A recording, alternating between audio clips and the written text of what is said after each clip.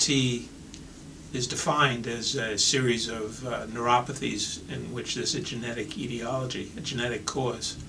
And we now know 40 or 50 different genetic causes, most common being the CMT1A, which is caused by a duplication of a piece of one chromosome. But we don't know how to treat any of them very well from a fundamental point of view. We have symptomatic treatments which can be quite valuable, but we can't cure any of them at this point. First of all, as far as the how often one sees this condition, it's one of the most common disorders affecting the nervous system and one of the most common genetic disorders there is. So there's hundreds and hundreds of thousands of patients with Charcot-Marie-Tooth disease in the United States.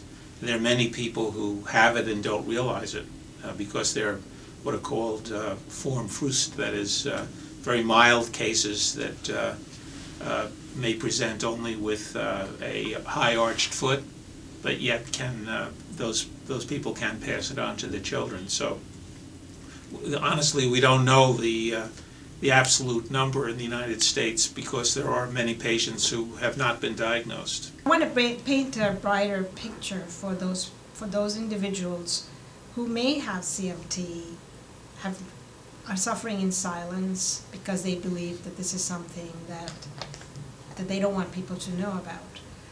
That while we don't have a drug to treat CMT yet, there are many other viable options to help improve their quality of life.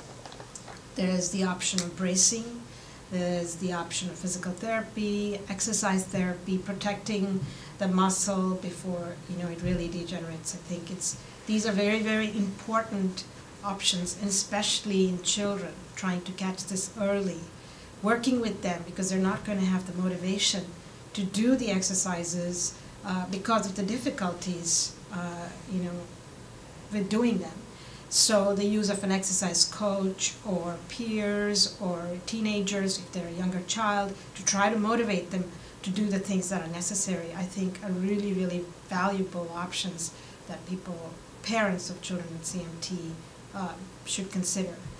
So I would anticipate that in Charcot-Marie-Tooth disease, given ample resources for research, that we'll begin to be able to chip away.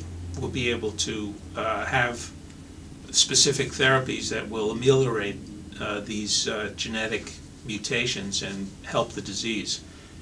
Longer term, of course, it would be nice to be able to actually fix the mutations. And there are some possible scenarios on the horizon as far as being able to do it. They're beginning to be useful in diseases of the blood, for example, where it's much easier to figure out how to deliver the therapy.